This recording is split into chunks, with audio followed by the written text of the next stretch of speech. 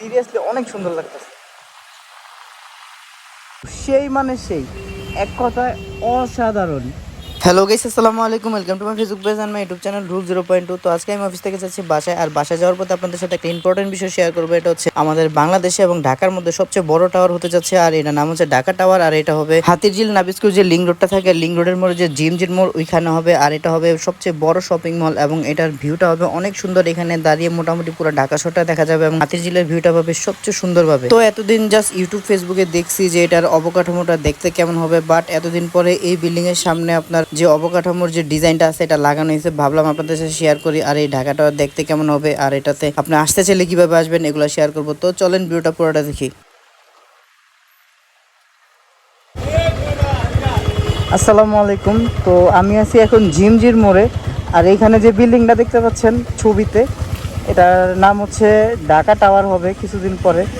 তো ঢাকা টাওয়ার আমি ইউটিউবে ফেসবুকে এটার ভিডিও দেখছি, বাট সামনাসামনি ছবি দেখি নাই কেমন হবে। বাট আপনারা একবার চিন্তা করে দেখেন যে এই জায়গায় ঢাকা টাওয়ারটা হওয়ার পরে, হ্যাঁ, বেসিক্যালি আমি আগে একটু কথা বলে নিই, স্টার্টটা বন্ধ করে দিই। বেসিক্যালি এটা হচ্ছে আপনার আমি যতটুকু জানি যে প্রায় আপনার 35 থেকে 40 তলা একটা বিল্ডিং হবে।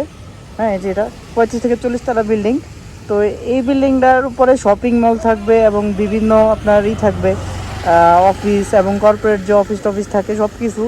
আর উপর থেকে মোটামুটি মানে অনেক সুন্দর একটা ভিউ পাওয়া যাবে। যেমন হাতিরঝিলের যে মেন ভিউটা, এটা আপনি ঢাকা টাওয়ার থেকে দেখতে পারবেন। তো এই বিল্ডিংটা হইতে অলমোস্ট আপনার কম করে এলে আরও 10 বছর সময় লাগবে যতটুকু মনে হচ্ছে। মাত্র কাজ শুরু করছে।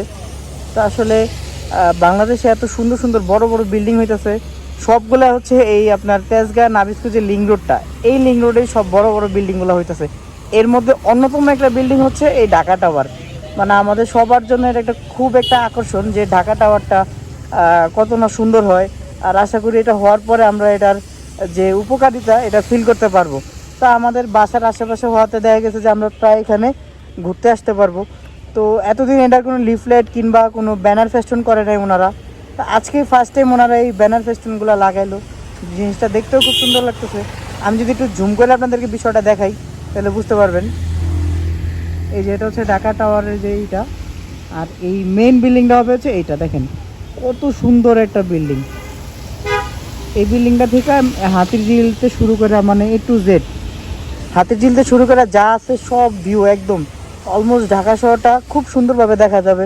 বাইরের কান্ট্রিতে যেমন আপনার রয়েছে, ব্রুজ খলিফা রয়েছে, তো ওই রকম হয়তো বা আমরা আমাদের দেশে করতে পারবো না। বাট এখানে ওনারা যে সুন্দর একটা ডেকোরেশন করছে, লিটারেলি আমি অফিস থেকে আসার পথে এটা খেয়াল করলাম মাত্র। মানে এক কথায় একদম অসাধারণ একটা ডেকোরেশন। চিন্তা করেন কত সুন্দর লাইটিং এবং ভিউটা হবে। সিরিয়াসলি এটা ভাই ভাই দেখেন ঢাকা টাওয়ারের যে লিফলেটটা এটা এই পাশে করছে, কত সুন্দর লাগতেছে। সিরিয়াসলি অনেক সুন্দর লাগতেছে।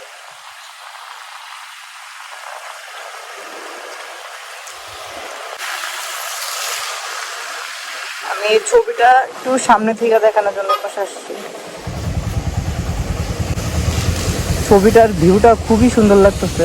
ভাই একটু একটু এই পাশে আসছি, ছবিটা একটু দেখাইতেছি।